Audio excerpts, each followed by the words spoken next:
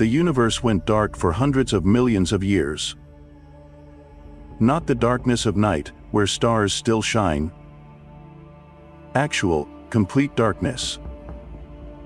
Imagine standing in a void so absolute that no light exists anywhere in any direction for as far as reality extends. This happened. And what makes it stranger is what came before. 13.8 billion years ago, the universe exploded into existence as an incomprehensibly hot, dense point of pure energy. For the first 380,000 years, everything that would ever exist was compressed into a blazing plasma so bright it would make the surface of our sun look dim by comparison. Photons ricocheted endlessly between free electrons and protons, trapped in an endless cosmic pinball game. Light couldn't travel more than a fraction of an inch before slamming into another particle.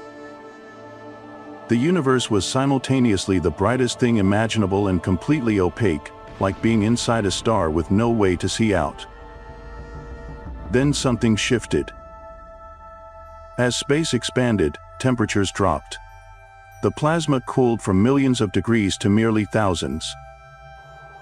At around 3000 Kelvin, roughly half the temperature of the sun's surface, electrons finally slowed down enough for protons to capture them.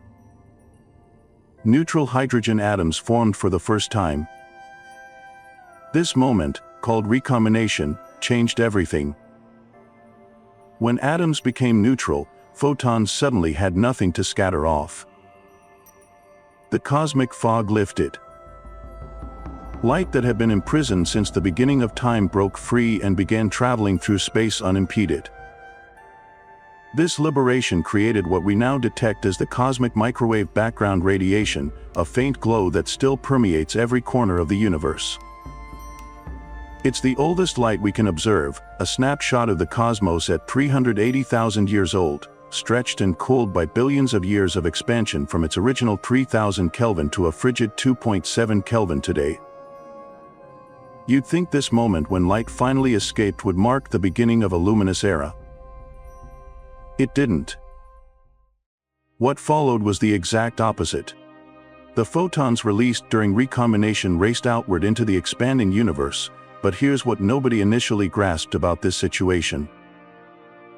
Those photons were the last light show for a very, very long time. As the universe continued expanding, the wavelengths of this radiation stretched. Within just 3 million years, every photon had redshifted out of the visible spectrum entirely, sliding past red, through infrared, and eventually into radio wavelengths. The universe transitioned from brilliant to dark. And there were no replacements. No stars existed yet. No galaxies. No quasars. Nothing capable of producing new light. The cosmos entered a phase astronomers now call the Dark Ages, and the name isn't metaphorical. For hundreds of millions of years, the universe was genuinely, completely dark. Think about what this means. Every direction you could look contained nothing but neutral hydrogen gas drifting through the void. The temperature kept dropping. After about 15 million years, the entire universe had cooled to room temperature, around 300 Kelvin. Theoretically, if planets had existed then with liquid water on their surfaces, they could have supported life. But there were no planets. No surfaces. Just hydrogen atoms floating in an ever-cooling darkness that stretched across billions of light years in every direction. The composition during this period was almost comically simple compared to the universe today. Roughly 75% of ordinary matter consisted of neutral hydrogen. About 25% was neutral helium. Trace amounts of lithium existed. That's it. Free elements. No carbon, no oxygen, no iron, none of the heavier elements that make up planets and people and everything we can touch. Those would have to wait for stars to forge them through nuclear fusion, and stars didn't exist yet. But here's where the story gets interesting. the universe wasn't just sitting there doing nothing in the dark. Something else was happening, something invisible that would ultimately determine the shape of everything that followed. Dark matter. Most of the universe's mass didn't consist of hydrogen or helium at all, but this mysterious substance that doesn't interact with light in any way. We still don't fully understand what dark matter is made of, but we know it exerts gravitational force. And during the Dark Ages, while ordinary matter drifted largely undisturbed, dark matter was busy building the scaffolding of the cosmos. The cosmic microwave background reveals something crucial about the universe at recombination. It wasn't perfectly smooth. Tiny fluctuations existed in density, variations of only about 1 part in 100,000. These seem like nothing. They were everything.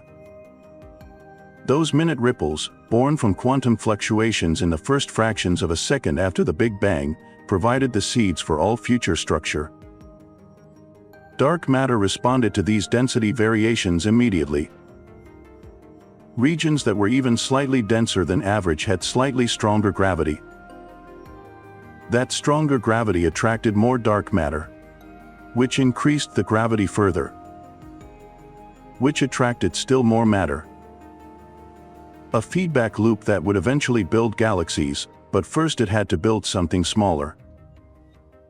During the Dark Ages, dark matter collapsed into structures called mini-halos, gravitational wells with masses perhaps 1,000,000 times that of our Sun. These halos formed an invisible cosmic web, sheets and filaments crisscrossing the universe like a three-dimensional spider's web spanning billions of light years.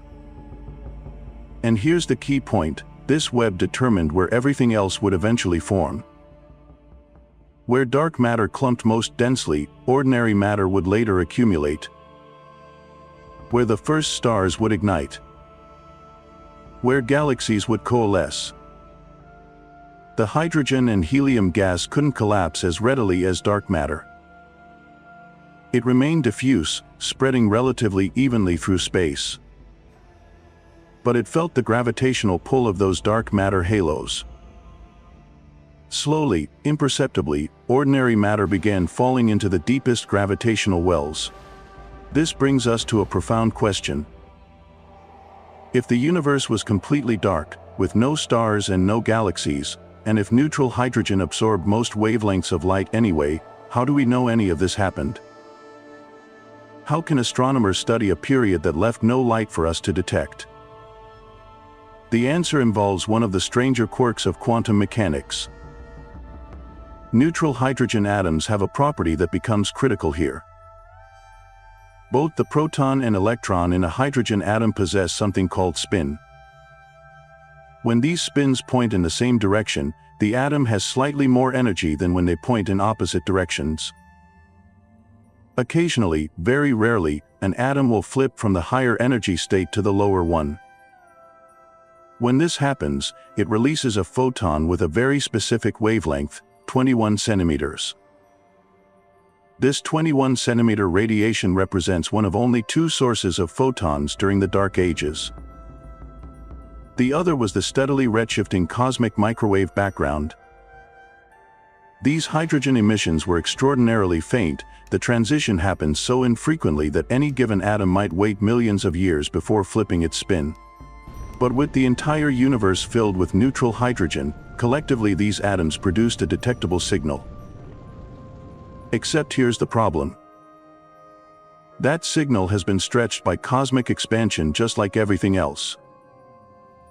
The 21 centimeter radiation emitted during the Dark Ages has now been redshifted to wavelengths of meters or even tens of meters, depending on exactly when it was emitted.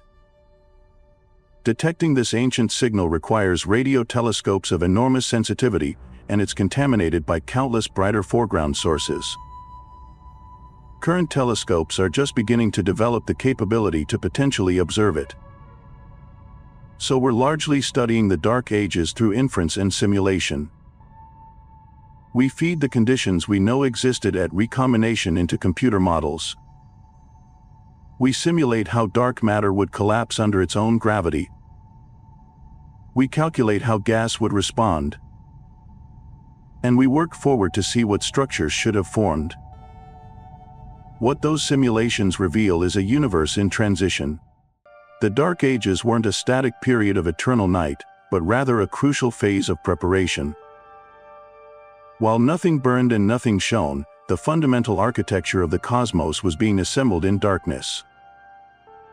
Gravity was sorting matter into patterns. The invisible web was forming. The stage was being set. The temperature continued its relentless decline.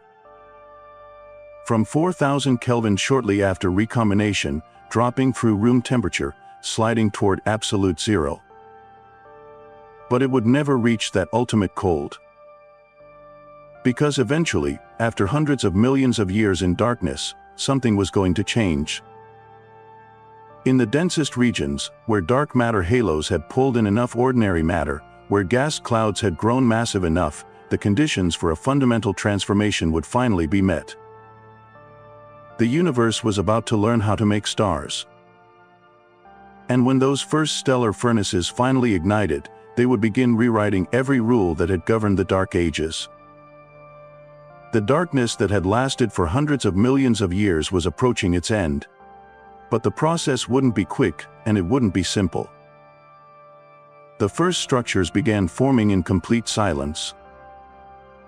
Dark matter, that mysterious substance making up most of the universe's mass, doesn't interact with light or ordinary matter except through gravity.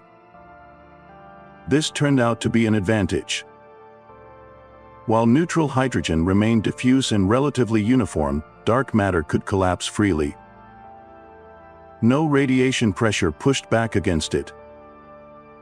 No electromagnetic forces resisted. Just gravity, patient and relentless, pulling matter into denser configurations. The process started with those tiny density fluctuations frozen into the cosmic microwave background. 1 part in 100,000. Regions where quantum fluctuations during the Big Bang's earliest moments had left the universe ever so slightly lumpier in some places than others. In the hot plasma before recombination, these differences couldn't grow. Radiation pressure kept everything smooth. But once matter decoupled from radiation, gravity finally got its chance. Dark matter began falling into the densest regions. Slowly at first. Then faster as more mass accumulated. Within perhaps 50 million years after recombination, the first dark matter halos formed. These weren't galaxies. They were invisible gravitational wells, typically containing maybe 1 million solar masses of dark matter. Small by cosmic standards, but enough to fundamentally alter their surroundings. Here's what made this matter. Each dark matter halo created a gravitational potential. And ordinary matter, the hydrogen and helium gas drifting through space, responded to that potential. Gas began falling into these invisible structures. Not quickly. The process took tens of millions of years. But it was happening, gradually concentrating ordinary matter in specific locations throughout the cosmos. The gas falling into these halos faced a problem though. It carried energy. As it fell deeper into the gravitational well, that gravitational potential energy converted into heat. The gas warmed up. And hot gas generates pressure that resists further collapse. For a cloud to continue contracting, it needs to radiate away that excess energy. It needs to cool. Modern star-forming regions cool efficiently through molecules like carbon monoxide and through dust grains. The primordial universe had neither. No carbon. No oxygen. No silicon. Nothing heavier than trace amounts of lithium. The only available cooling mechanism was molecular hydrogen, 2 hydrogen atoms bonded together. And molecular hydrogen is remarkably inefficient at radiating energy. This inefficiency had consequences. Only the most massive gas clouds, falling into the deepest gravitational wells, could cool enough to continue collapsing. Smaller clouds would heat up, generate pressure, and stabilize without ever forming stars. The universe was selecting for size. The first stellar nurseries would be rare, widely separated, and massive. Computer simulations tracking this process reveal something unexpected. The distribution of dark matter halos wasn't random. They formed along filaments, creating a cosmic web structure. Imagine drawing lines between the densest regions, and you'd see matter organizing into sheets and threads spanning millions of light years. Most of the volume remained nearly empty. But along these filaments, dark matter concentrated, and ordinary matter followed. By 100 million years after the Big Bang, the largest dark matter halos had accumulated enough hydrogen and helium for something critical to begin. The gas clouds at their centers had grown massive enough and dense enough that molecular hydrogen cooling could finally bring temperatures down. These clouds, perhaps a few 100,000 solar masses of gas, started contracting faster. The temperature at this point hovered around 60 Kelvin. Cold by terrestrial standards, but not nearly cold enough to form stars. The gas needed to collapse further. As it did, the densest regions at the cloud center grew denser still. Gravity amplified tiny variations, fragmenting the cloud into smaller clumps. Each clump contracted independently, heating as gravitational energy converted to thermal energy. What happened next depended entirely on whether the cloud could continue cooling. If molecular hydrogen could radiate away the heat fast enough, contraction would proceed. If not, the cloud would reach hydrostatic equilibrium and stop. The balance was precarious. Molecular hydrogen formation requires three-body collisions, relatively rare in diffuse gas. But as density increased, so did the collision rate. A positive feedback loop emerged. Denser gas formed more molecular hydrogen. More molecular hydrogen meant better cooling. Better cooling allowed further contraction. The process wasn't uniform across the universe. Some regions accumulated matter faster than others. Some halos merged, combining their gas reservoirs. The cosmic web meant that matter flowed preferentially along certain directions, feeding growing concentrations while leaving vast volumes nearly pristine. During this period, the universe looked nothing like it does today. No spiral arms. No galactic disks. No organized structures visible to hypothetical observers. Just an invisible scaffolding of dark matter with diffuse gas slowly, imperceptibly, gathering in specific locations. The transformation from a nearly uniform cosmos to a structured one was underway, but it operated on timescales of hundreds of millions of years.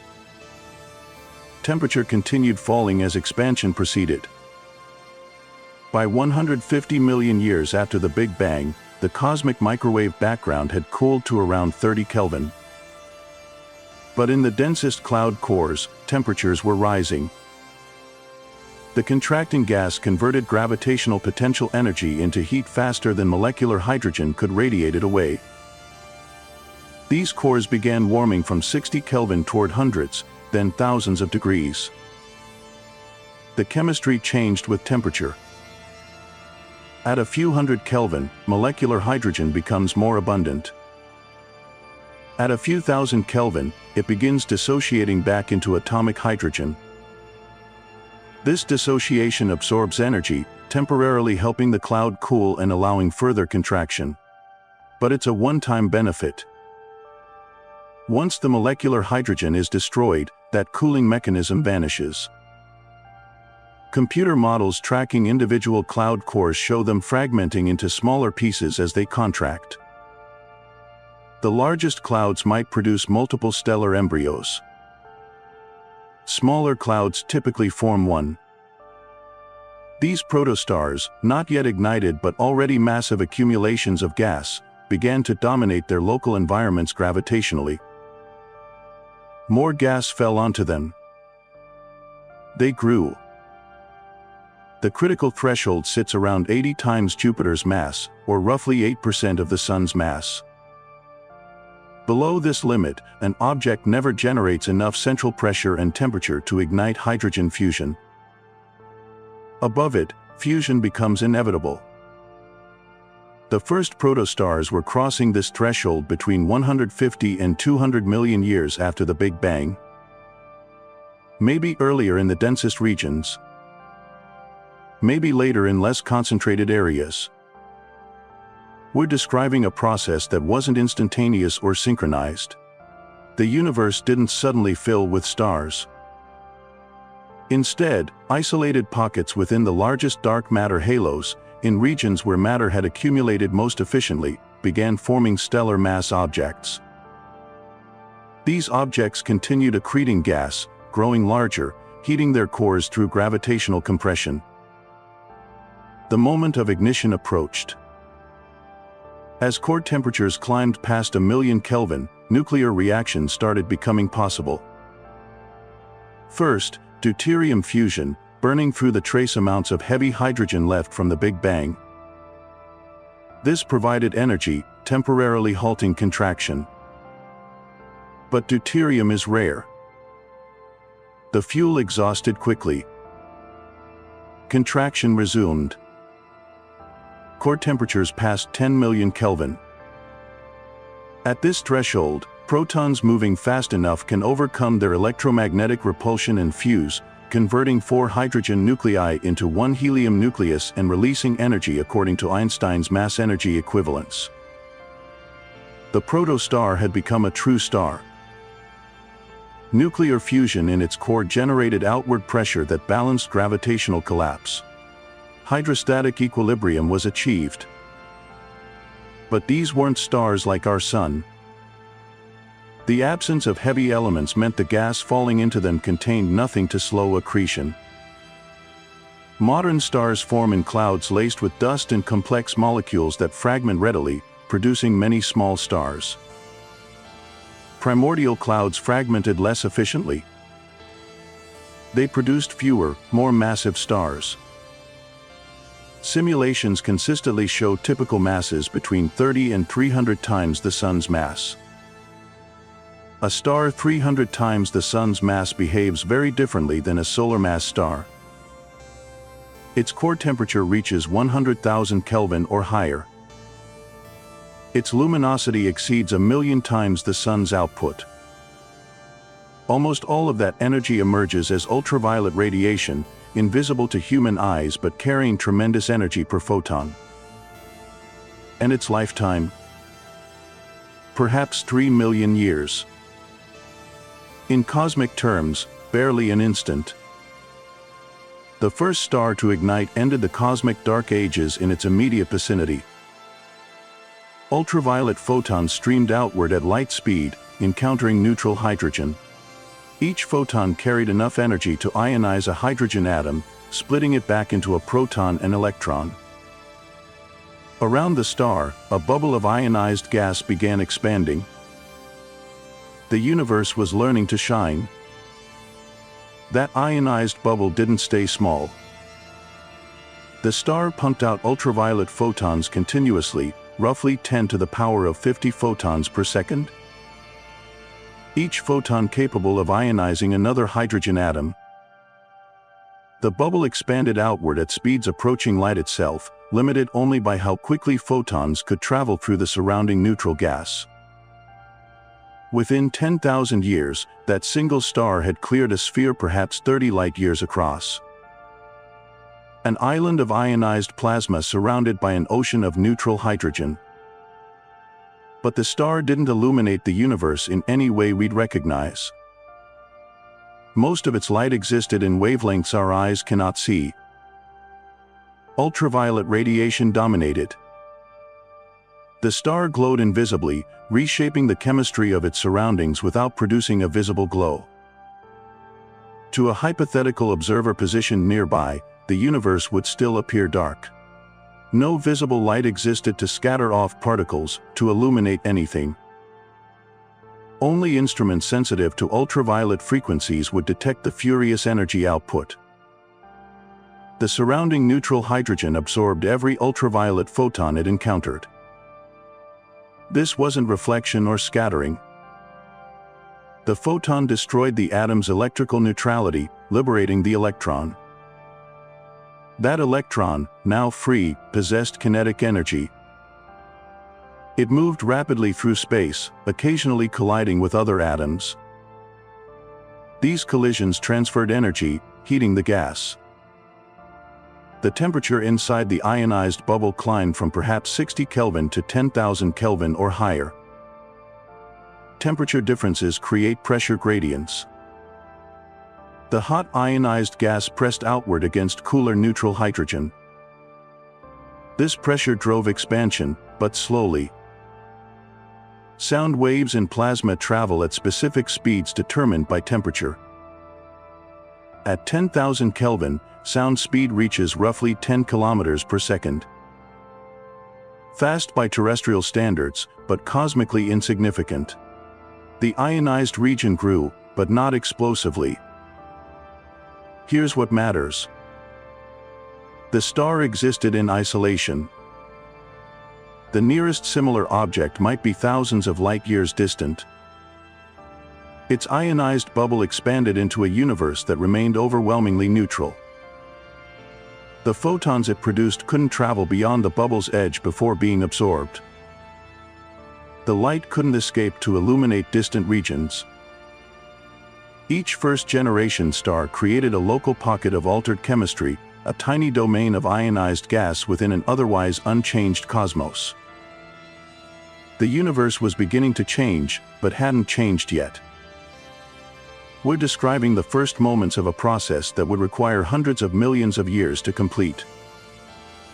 One star doesn't end the dark ages. 10 stars don't. Even 1,000 isolated stars, scattered across billions of light-years, produce negligible global effect. The neutral hydrogen between them remains untouched. The universe stays dark. What needed to happen was multiplication.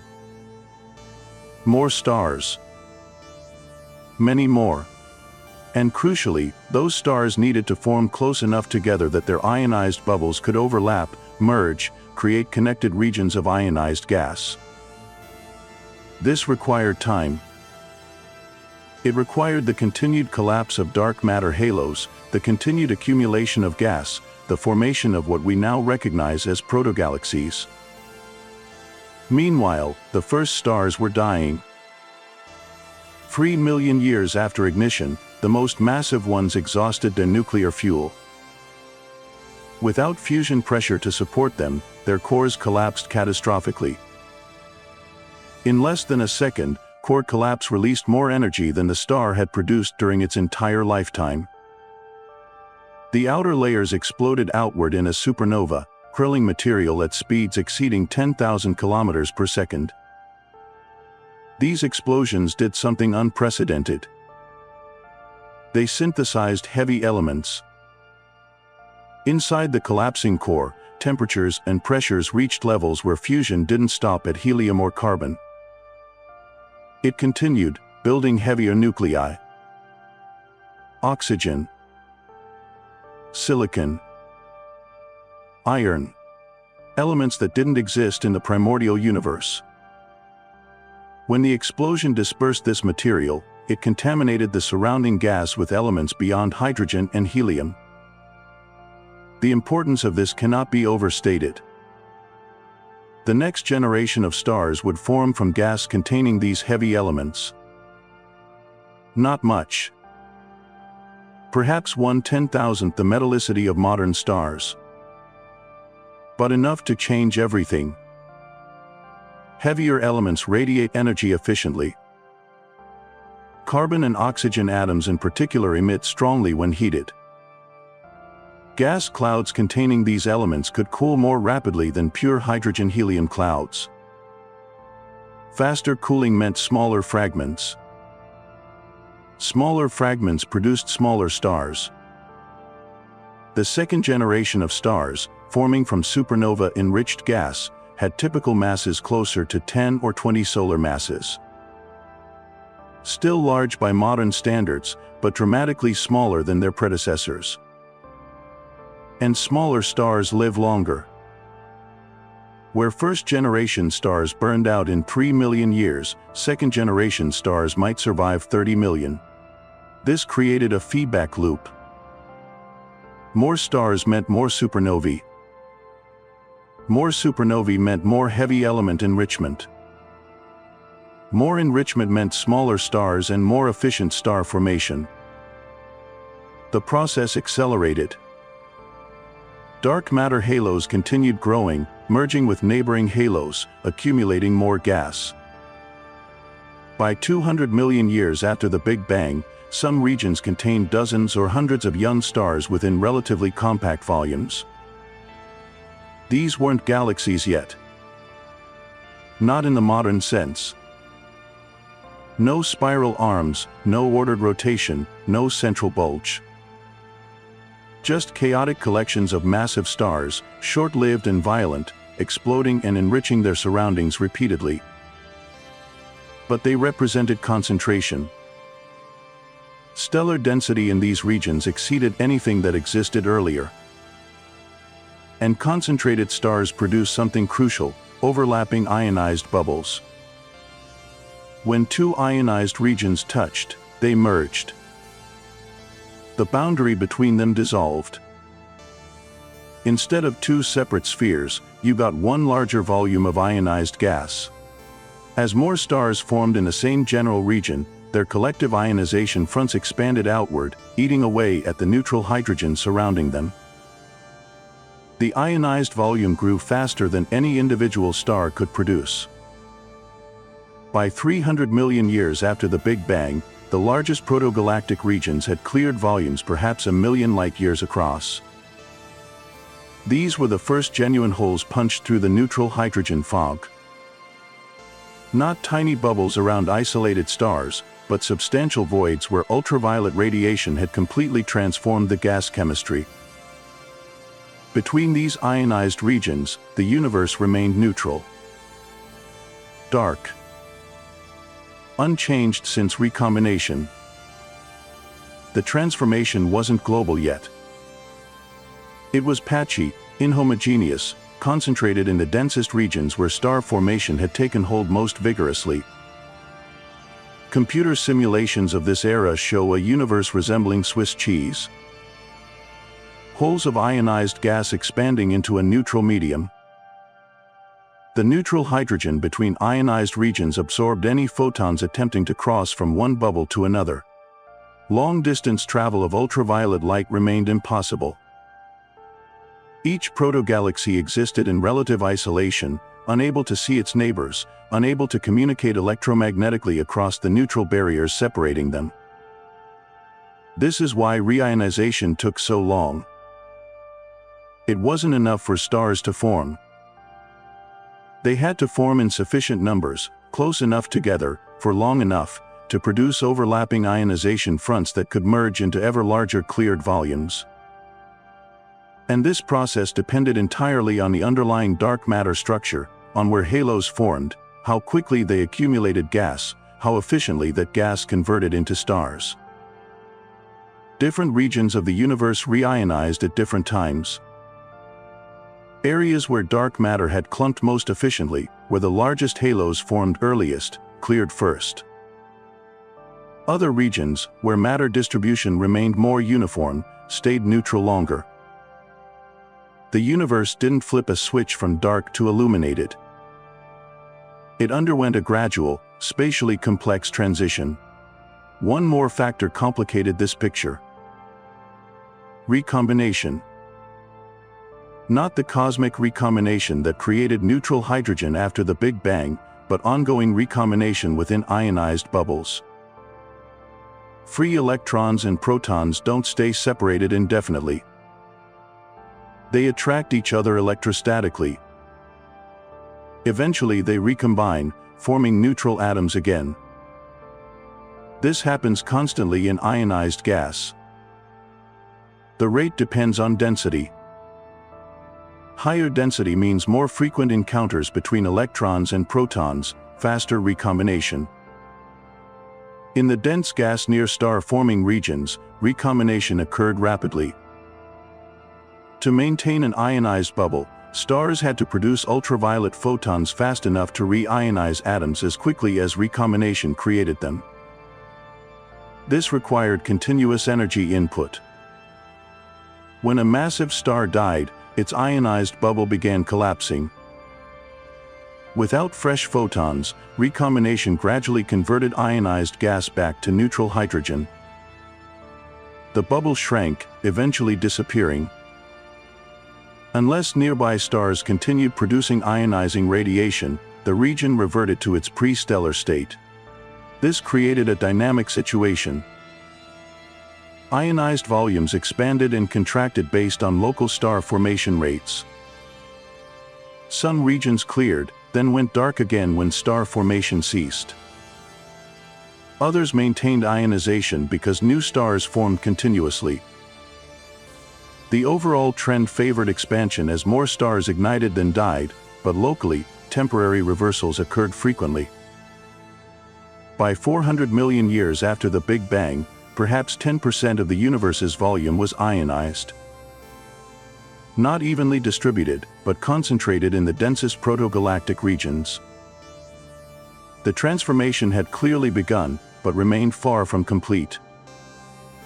The universe was transitioning from a state dominated by neutral hydrogen toward one dominated by ionized plasma, but this transition was still in its early stages.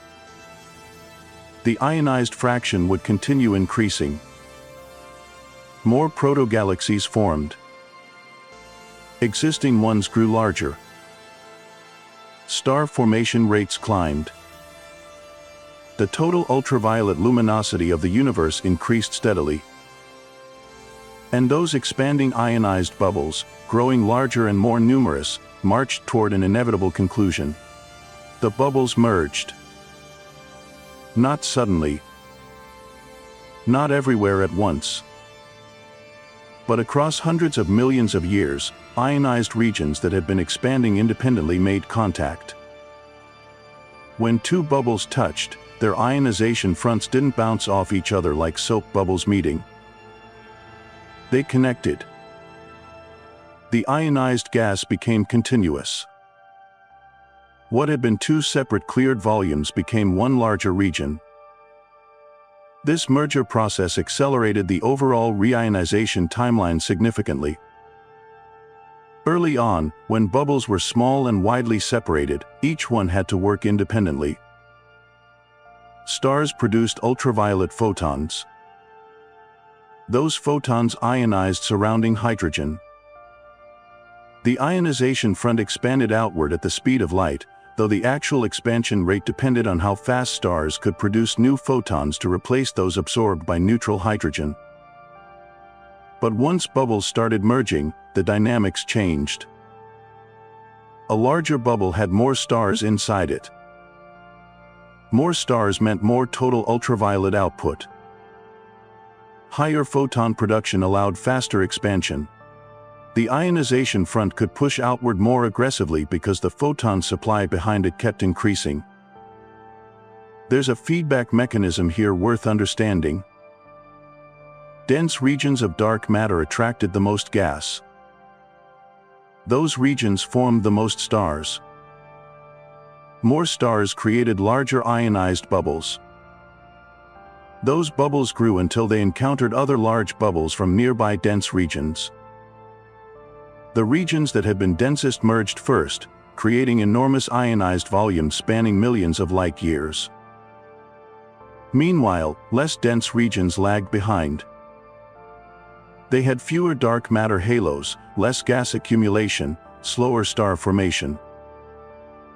Their ionized bubbles remained smaller. They expanded more slowly. Some regions stayed predominantly neutral even as neighboring areas had already cleared completely. By 600 million years after the Big Bang, perhaps half the universe's volume was ionized. not distributed uniformly, but concentrated along the cosmic web's densest filaments and nodes. The universe at this point resembled a sponge. Large ionized cavities separated by walls and filaments of neutral hydrogen. Light could travel freely within the cavities but still couldn't cross the neutral barriers between them. The transition from 50% ionized to 90% ionized took another 200 to 300 million years. This seems counterintuitive. If half the work was done, shouldn't the second half go faster? But the remaining neutral regions were precisely those with the lowest density, the slowest star formation, the smallest photon budgets. Clearing them required either waiting for stars to form locally or for ionization fronts from distant bubbles to expand all the way across vast underdense voids. Some neutral regions persisted as isolated pockets well past the nominal end of reionization. These were the true cosmic backwaters. Regions where random density fluctuations had created volumes slightly less dense than average. Dark matter halos in these areas formed late. Gas infall proceeded slowly. Star formation started hundreds of millions of years after it began in overdense regions. Eventually, ionization fronts from all directions converged on these holdouts. The last neutral hydrogen disappeared not because local stars finally formed, but because photons from surrounding ionized regions finally penetrated deep enough. The universe achieved complete reionization around 1 billion years after the Big Bang, though astronomers debate the exact timing. What's remarkable is that we can actually observe this process happening, though not directly. Remember, light travels at finite speed. When we look at distant galaxies, we see them as they were long ago. The farther away something is, the longer its light took to reach us, so the further back in time we're seeing. Astronomers have detected galaxies that formed when the universe was only a few 100 million years old. The light from these galaxies has been traveling toward us for over 13 billion years. By analyzing that light, scientists can determine whether it passed through neutral or ionized hydrogen on its journey. Neutral hydrogen absorbs specific wavelengths very efficiently. Ultraviolet light at wavelengths shorter than 121 nanometers gets absorbed almost completely. This creates a characteristic signature in the spectrum of distant galaxies. If we see light at those wavelengths, the hydrogen between us and the galaxy must have been ionized. If those wavelengths are missing, absorbed before reaching us, neutral hydrogen must have been present along the line of sight. By studying many galaxies at different distances, astronomers have mapped out the reionization timeline. Galaxies at redshift 6, corresponding to roughly 1 billion years after the Big Bang, show fully ionized environments. Their light reaches us without significant absorption by neutral hydrogen.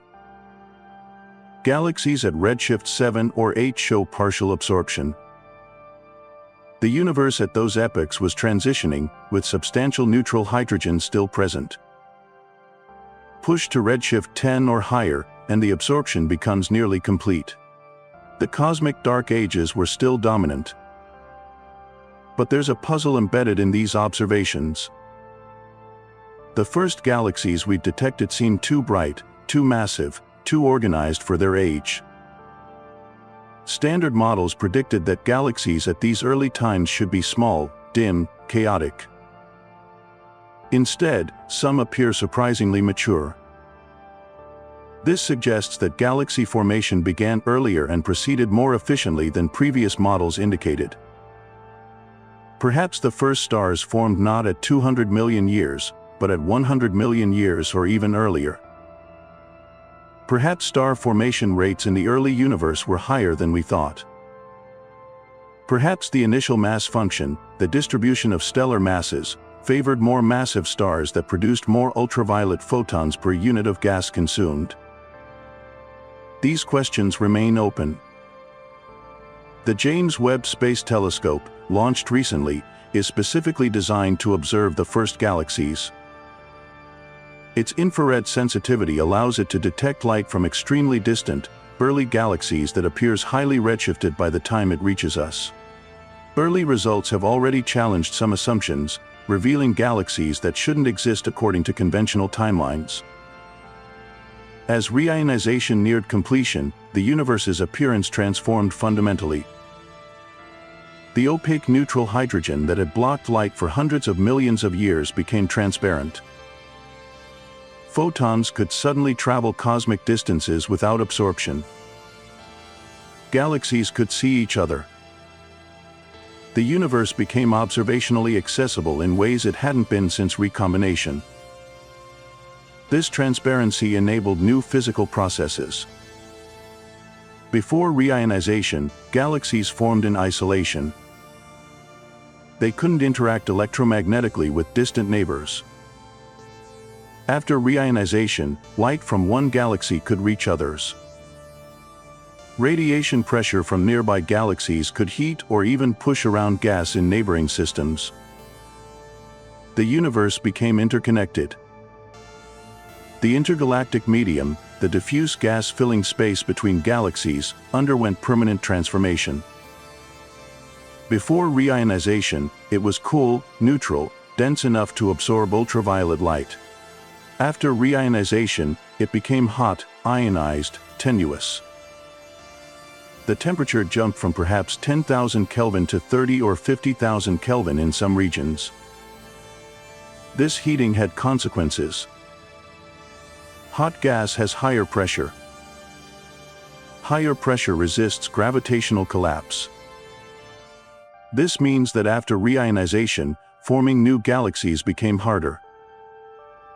Dark matter halos that would have easily accumulated gas and formed stars before reionization found their gas supply throttled afterward. The hot ionized intergalactic medium simply had too much thermal energy to fall easily into moderate mass halos. This effect, called photoionization heating, preferentially shut down star formation in small halos. Large halos, with deeper gravitational wells, could still pull in gas despite its thermal energy. But halos with masses below a certain threshold, perhaps a billion times the Sun's mass, effectively stopped forming stars after reionization completed. This created a mass threshold in galaxy formation.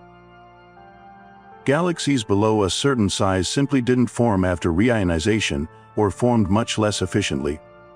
The universe's galaxy population became bimodal. Large galaxies continued growing and forming stars. Very small halos went dark. This threshold still affects dwarf galaxy formation today. The process also enriched the intergalactic medium with heavy elements. Those first massive stars didn't just produce ultraviolet light. They also synthesized new elements in their cores through nuclear fusion. When they exploded as supernovae, they ejected those elements into surrounding space. Carbon, oxygen, nitrogen, silicon, iron, dozens of elements that didn't exist during the Dark Ages suddenly appeared. These metals, as astronomers call all elements heavier than helium, mixed into the intergalactic medium. Subsequent generations of stars formed from gas that was no longer pure hydrogen and helium. Even trace amounts of heavier elements changed how gas clouds cooled and fragmented. Star formation became more efficient. Stars could form with lower masses. The stellar population diversified. By the end of reionization, the universe had fundamentally restructured itself. The simple cosmos of neutral hydrogen and dark matter had transformed into a complex ecosystem of ionized plasma, diverse stellar populations, enriched gas, and gravitationally bound structures spanning every scale from individual stars to galaxy clusters. The cosmic dark ages had ended completely. The universe entered an era that, in broad strokes, resembles what we observe today. Observing this transformation directly poses extraordinary challenges. We cannot simply point telescopes at the epoch of reionization and watch it unfold. Light from those early galaxies has traveled for over 13 billion years to reach us. The expansion of the universe has stretched those photons, shifting them from ultraviolet and visible wavelengths to infrared. The galaxies themselves appear incredibly faint, barely distinguishable from background noise. Yet astronomers have developed clever techniques to study this period. One approach examines distant quasars, extraordinarily bright objects powered by supermassive black holes actively consuming matter. Light from these quasars passes through intervening space before reaching Earth. If that light encounters neutral hydrogen along its path, the hydrogen absorbs specific wavelengths, creating absorption features in the quasar's spectrum. By studying multiple quasars at different distances, astronomers can map how much neutral hydrogen existed at different epochs.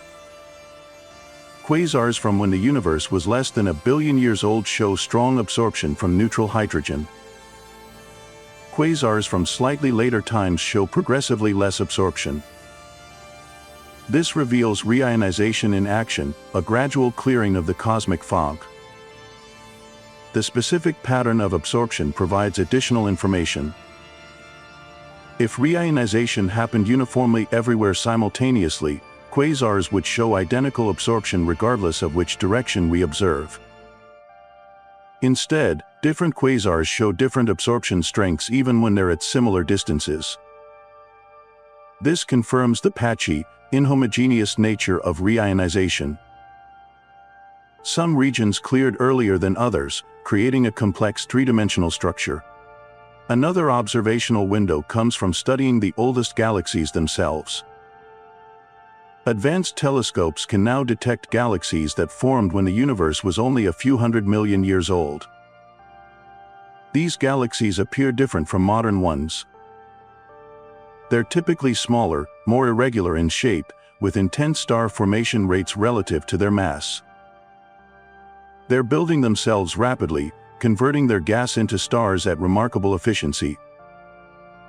These observations create puzzles.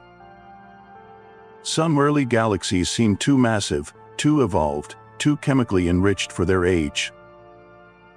They contain stars that should have taken longer to form than the universe's age at that time allowed. This challenges theoretical models. Either our understanding of early galaxy formation contains gaps, or the observations require reinterpretation. The James Webb Space Telescope, operational since 2022, has revolutionized observations of the early universe. Its infrared capabilities allow it to see further and fainter than any previous instrument. Within months of beginning science operations, it detected galaxies that existed when the universe was less than 300 million years old. Some appeared surprisingly bright and well-developed, forcing theorists to reconsider formation timelines. But direct observation of reionization itself remains elusive. We see galaxies before reionization. We see galaxies after. We infer the process from indirect evidence like quasar absorption and galaxy evolution. We don't have snapshots showing ionized bubbles expanding and merging. That level of detail exists only in computer simulations. Those simulations represent decades of work. Researchers model the entire process, from initial density fluctuations through dark matter collapse, gas accumulation, star formation, ultraviolet emission, and hydrogen ionization. The simulations must track billions of particles across cosmic volumes, accounting for gravity, hydrodynamics, radiation transfer, and complex chemistry. Modern simulations achieve remarkable sophistication. They can reproduce the large-scale structure we observe today. They predict galaxy formation rates matching observations. They generate realistic ionization histories consistent with quasar absorption data. Yet they contain assumptions. The efficiency of star formation, the escape fraction of ultraviolet photons, the feedback from supernovae, these parameters get tuned to match observations. Different assumptions produce different outcomes. Sun simulations suggest reionization completed by 800 million years. Others extend it to 1 billion years or beyond. The exact contribution from different sources remains uncertain. Did most ionizing photons come from massive stars and galaxies? Or did black holes and quasars play a significant role? The answer affects how we understand both reionization and galaxy evolution. Recent simulations explore additional complexity. They incorporate chemical evolution, tracking how metals from the first supernovae enriched surrounding gas. They model magnetic fields, which might affect how gas flows into galaxies. They examine the role of dark matter properties, testing whether different dark matter models produce observably different reionization histories. One intriguing question concerns whether life could have emerged during reionization. The universe was only a few 100 million years old. Galaxies had just formed. Yet temperatures in some regions had dropped to levels compatible with liquid water. If planets existed around early stars, could they have harbored life? The answer depends on many factors. Early stars produced intense radiation that would sterilize nearby planets. Heavy elements necessary for rocky planets and complex chemistry barely existed. The universe was too young for stable planetary systems to develop. Yet the thought experiment reveals how quickly conditions changed from the simplicity of the Dark Ages to potential habitability. The contrast between the Dark Ages and the reionization era illustrates a fundamental theme. The universe evolves through discrete transitions, each enabling new phenomena impossible before. The Dark Ages couldn't produce complex chemistry because stars hadn't yet forged heavy elements. Reionization couldn't occur without those first stars to generate ionizing radiation. Each era builds on the previous, creating cumulative complexity. This progression continues throughout cosmic history. After reionization, galaxies continued merging and evolving. Stars created increasingly diverse elements. Planetary systems formed. Eventually, on at least one planet, chemistry became biology. The cosmic Dark Ages, though remote and inaccessible, form the foundation for everything that followed. Understanding this progression matters beyond satisfying curiosity. It reveals how structure emerges from simplicity, how complexity builds from basic physical laws, how the universe we inhabit today originated from initial conditions that contained no hint of galaxies, stars, or life. Every atom in your body passed through multiple stars. Every element heavier than hydrogen formed in stellar cores or supernova explosions. That process began during and after the cosmic Dark Ages. The transition from darkness to light also demonstrates how phase transitions shaped cosmic evolution. Recombination was a phase transition from ionized to neutral. Reionization was the reverse. Each transition fundamentally altered the universe's properties and future trajectory. Other phase transitions occurred earlier, during the universe's first seconds, when forces separated and particles acquired mass. Later transitions may lie ahead, potentially changing the universe's ultimate fate. Studying the cosmic Dark Ages and reionization therefore illuminates broader principles. It shows how gravity amplifies tiny fluctuations into massive structures. How feedback processes regulate galaxy growth. How energy and matter interact to shape cosmic evolution. These principles operate throughout the universe's history, from the earliest moments to the present day. The cosmic Dark Ages also represent the universe's last truly simple state. Before the first stars, only a few components mattered: dark matter, neutral hydrogen, neutral helium, and the cosmic microwave background. No complex chemistry. No intricate ecosystems. No information processing structures. Just gravity slowly pulling matter together. After the first stars ignited, complexity exploded. Chemistry diversified. Structures multiplied. The universe became the intricate tapestry we observe today.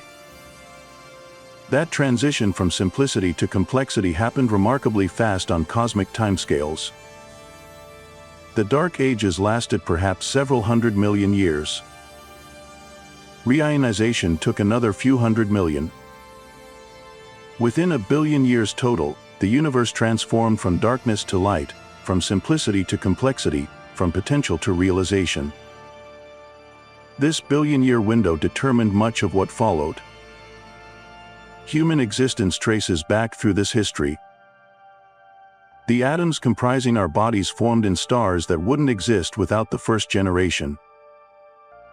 Those first stars wouldn't exist without dark matter halos. Those halos wouldn't exist without density fluctuations imprinted during inflation.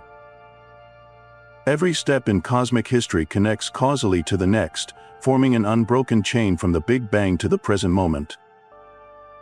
The cosmic dark ages exist as more than historical curiosity.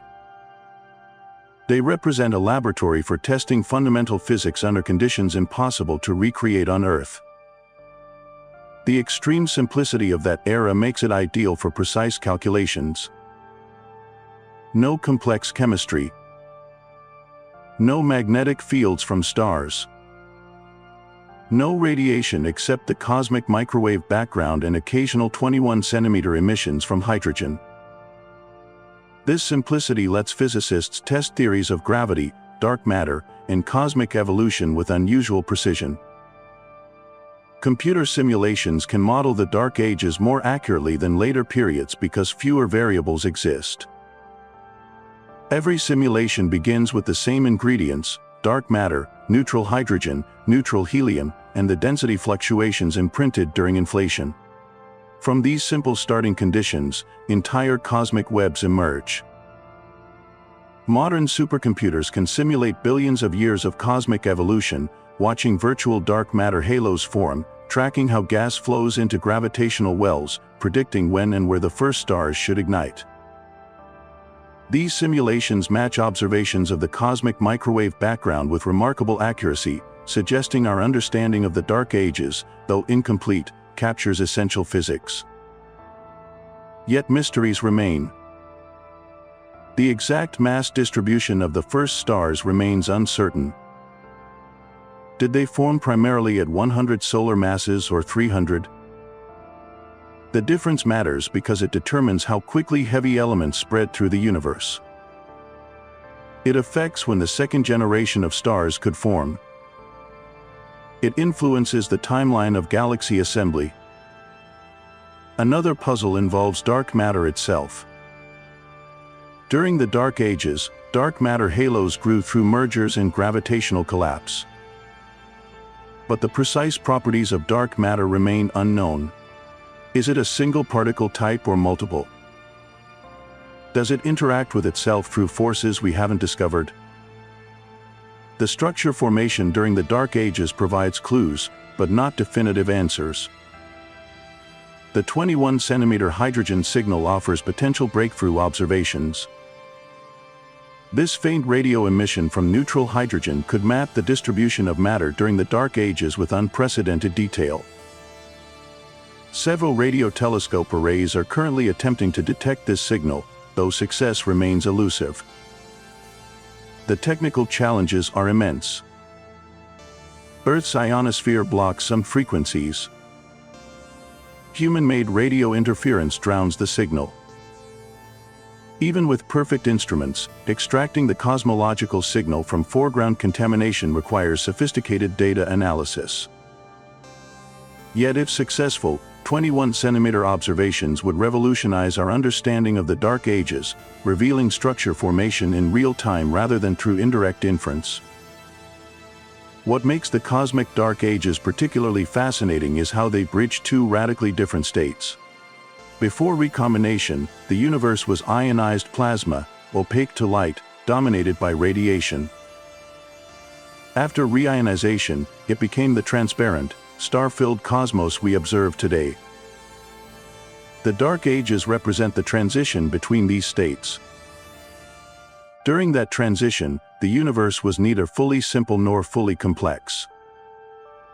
Structures were forming but hadn't yet produced the rich tapestry of galaxies we see now. Chemistry remained primitive but was beginning to diversify. Energy sources existed but remained sparse and isolated. This intermediate state reveals how complexity emerges from simplicity through purely physical processes.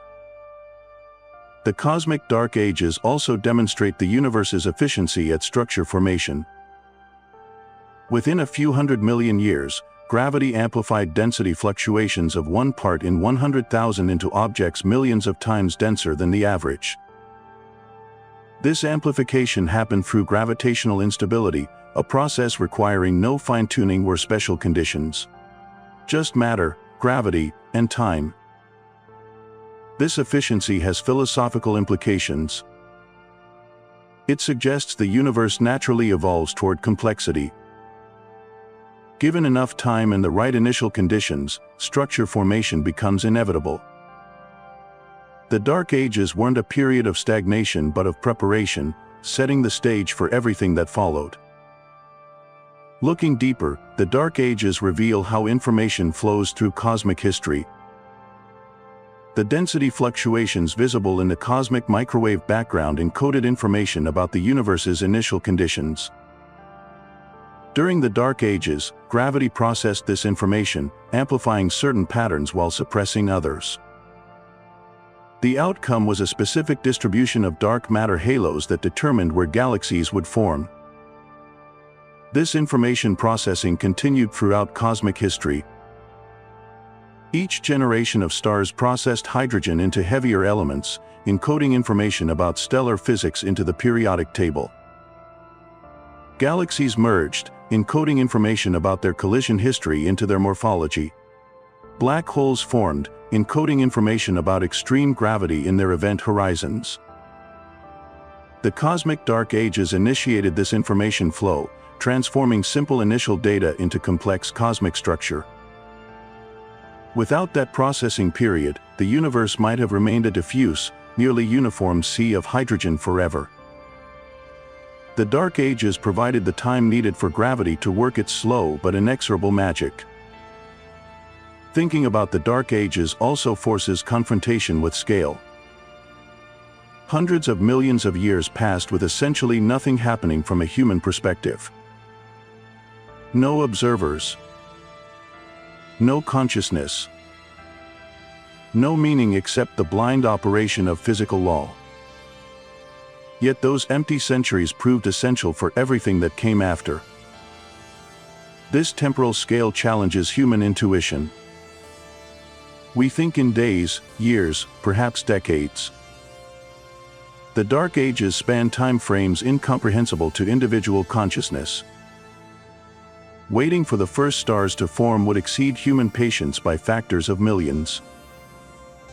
Yet the universe operates on its own timescale, indifferent to observation or expectation.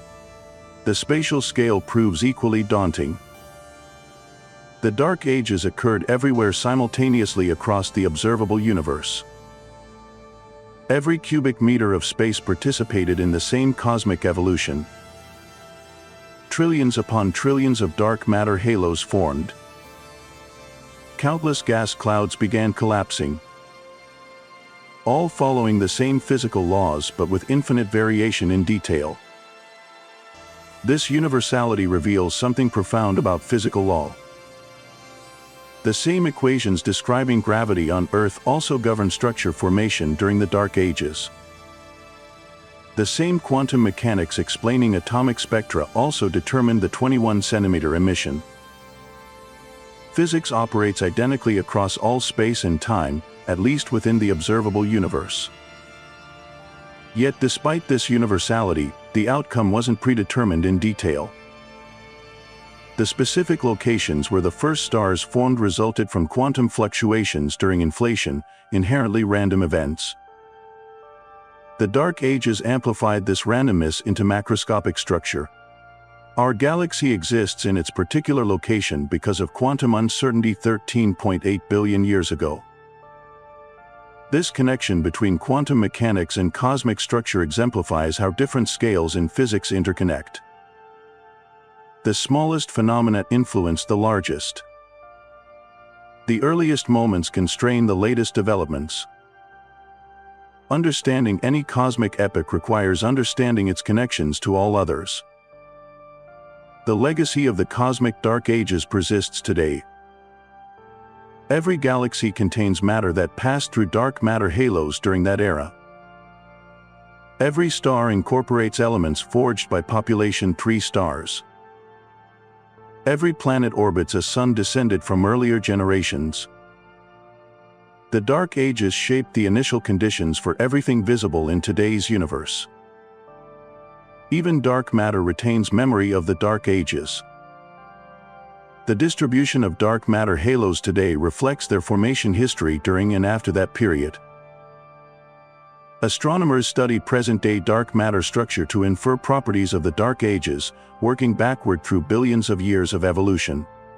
The cosmic microwave background also carries information from the Dark Ages beginning. Temperature fluctuations in that radiation reveal the density variations that would later grow into structure. Studying the cosmic microwave background provides a window into conditions just before the Dark Ages began, constraining what must have happened during that unseen era. Future observations might finally pierce the veil. Next-generation radio telescopes could detect the 21-centimeter signal, mapping neutral hydrogen distribution during the Dark Ages. Space-based infrared telescopes might spot the first galaxies forming as the Dark Ages ended. Gravitational wave detectors could potentially sense massive black holes formed from the first stars. Each new observation refines our picture of this hidden era. Each measurement constrains theoretical models. Each discovery raises new questions. The cosmic Dark Ages, though occurring billions of years ago and lasting hundreds of millions of years, remain active research territory. That research matters because the Dark Ages represent a natural experiment we cannot replicate. No laboratory can create the conditions of the early universe. No simulation perfectly captures the complexity of cosmic evolution. Only by studying the Dark Ages themselves, through whatever indirect means available, can we test our theories of cosmology, gravity, and structure formation under those unique conditions. The story of the cosmic Dark Ages is ultimately a story about transformation. The universe began as nearly perfect uniformity. Through the Dark Ages, it developed the seeds of structure. After reionization, those seeds blossomed into the rich cosmos we observe. Each stage enabled the next. Each era built upon the previous. The chain remains unbroken from the Big Bang to the present moment. And every link in that chain, including the Dark Ages, proved essential for creating a universe capable of producing observers who could eventually reconstruct its history. The cosmic Dark Ages ended over 12 billion years ago. The universe moved on, evolved, became the luminous cosmos we observe through telescopes and measure with instruments. Yet something about that hidden era persists in ways we rarely acknowledge. Consider what the Dark Ages represent fundamentally. A period when potential existed without realization. When the raw materials for everything we know drifted through space, organized by gravity alone, waiting for the spark that would transform passivity into activity. The universe possessed everything necessary for stars, galaxies, planets, life. But none of those things existed yet. Just hydrogen, helium, dark matter, and time. This state of unrealized potential mirrors countless phenomena at smaller scales. A fertilized egg contains the genetic information for an entire organism but isn't yet that organism. A seed holds within it the blueprint for a tree but requires specific conditions to germinate. The Dark Ages operated on this principle cosmically. All the information was there, encoded in density fluctuations invisible to any hypothetical observer. The outcome was inevitable given enough time. But the time required exceeded human comprehension. What's remarkable is how little intervention the process required. No intelligence guided dark matter into halos.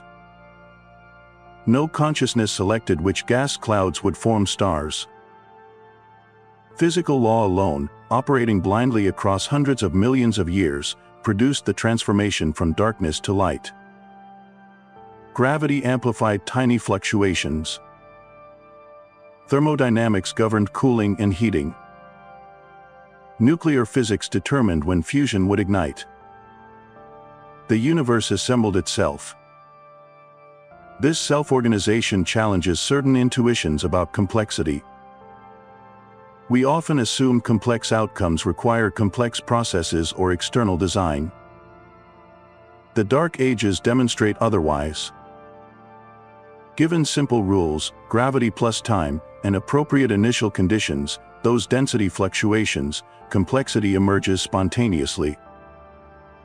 The universe doesn't need help becoming interesting. It does so automatically. Yet the specific path taken wasn't unique. Different initial fluctuations would have produced different halo distributions, different first star locations, ultimately different galaxy arrangements. Our universe's particular structure reflects one realization among countless possibilities. The Dark Ages transformed quantum randomness into macroscopic reality. This raises questions about other possible universes. If initial conditions had differed slightly, would Dark Ages still occur? Almost certainly, though their duration might vary. Would stars still form? Probably, assuming physical constants remained similar. Would the outcome resemble our universe? Perhaps not in detail, but likely in broad strokes. Structure formation appears robust across a range of conditions. The Dark Ages also reveal limits to observation. We cannot see that era directly. Cannot watch the first stars ignite in real time. Cannot map the neutral hydrogen distribution with perfect accuracy. Our knowledge comes from inference, simulation, indirect measurement. Yet we've reconstructed the story with remarkable confidence. This demonstrates the power of physical law. We don't need direct observation to understand what happened during the Dark Ages because we understand the rules governing cosmic evolution. Given boundary conditions, the cosmic microwave background and present-day galaxy distribution, we can work backward and forward, filling in the gap. The physics constrains possible histories so tightly that only one general picture emerges. But constraints aren't certainties. Details remain uncertain. The exact timing of the first stars. The typical mass of population pre-objects. The efficiency of early star formation. These parameters matter for understanding subsequent evolution. Observations continue refining them, narrowing possibility spaces, converging toward truth. What's fascinating is that the Dark Ages, despite occurring billions of years ago, still influence the present. The mass distribution of galaxies today reflects structure formation during and after that era. The chemical composition of stars contains signatures of population pre-supernovae. Even dark matter distribution retains memory of its early clustering history. In a real sense, we live in a universe shaped by the Dark Ages. Not directly, countless intervening processes have operated since then. But the foundation was laid during that hidden era. The scaffolding of dark matter halos determined where galaxies would form. Those galaxies became the homes of later generation stars. Those stars created the heavy elements comprising planets and life.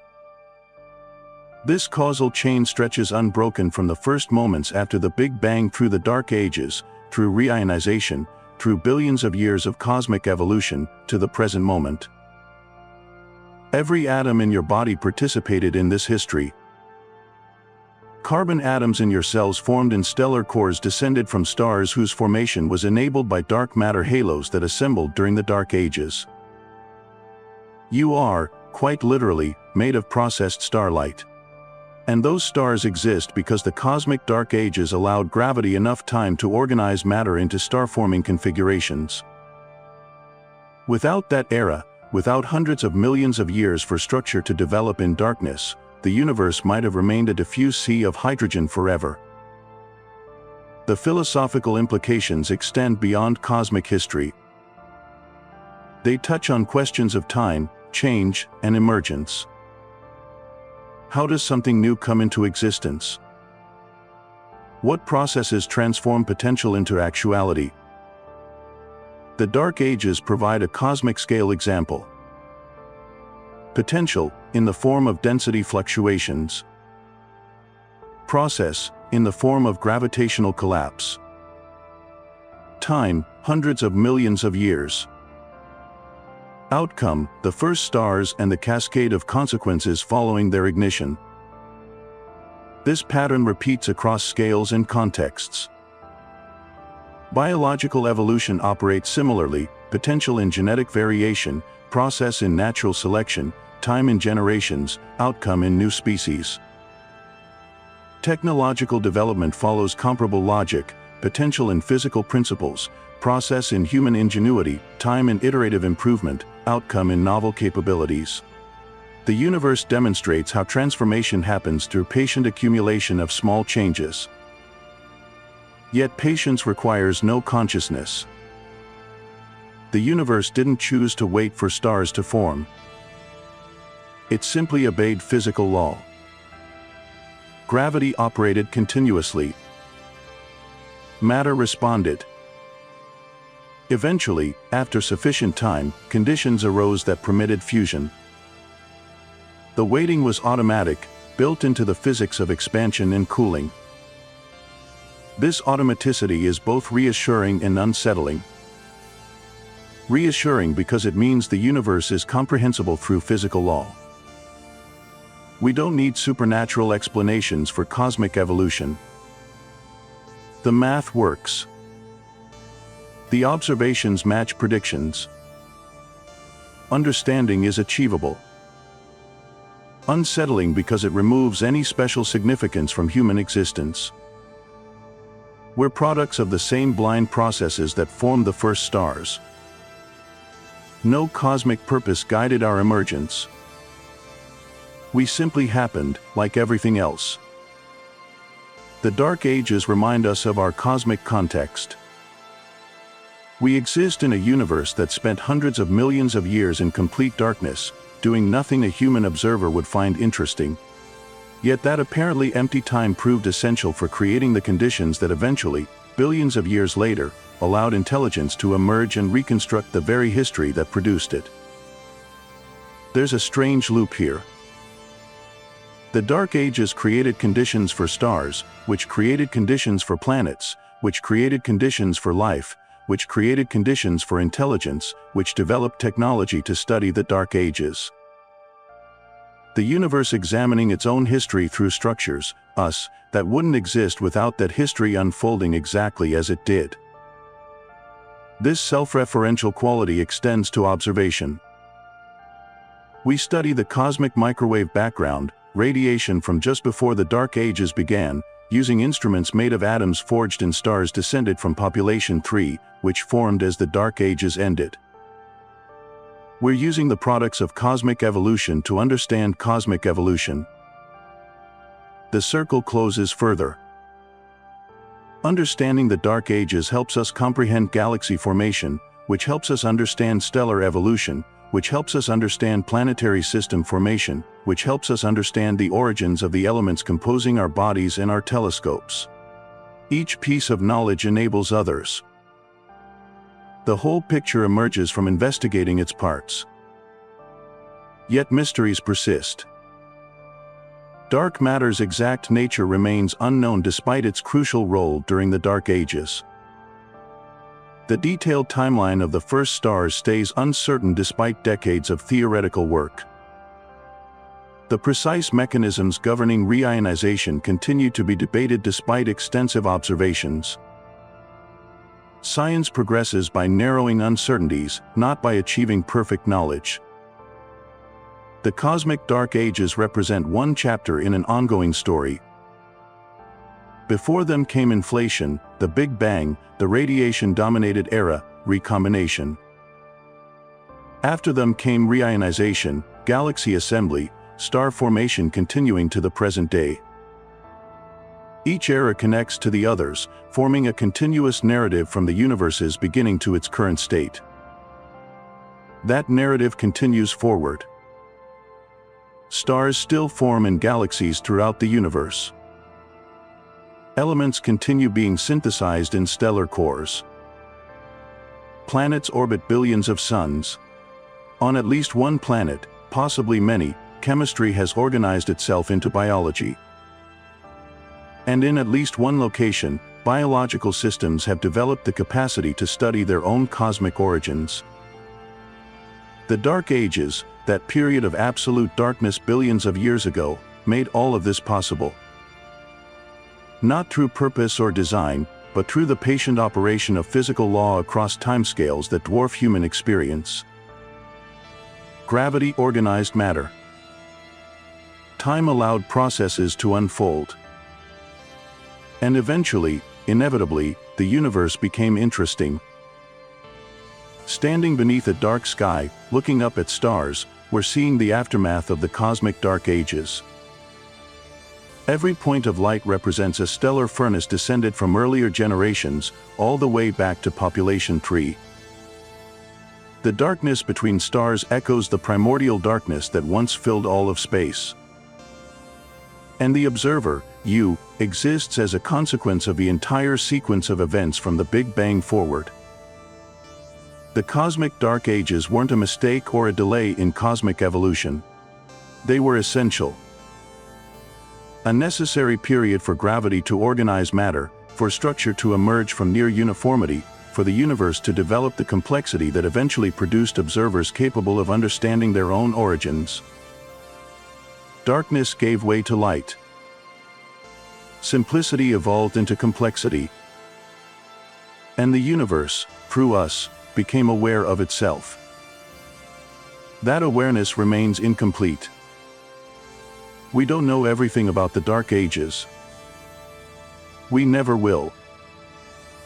But we know enough to recognize their importance, to understand their role in cosmic history, to appreciate how a period of absolute darkness lasting hundreds of millions of years created the foundation for everything that followed.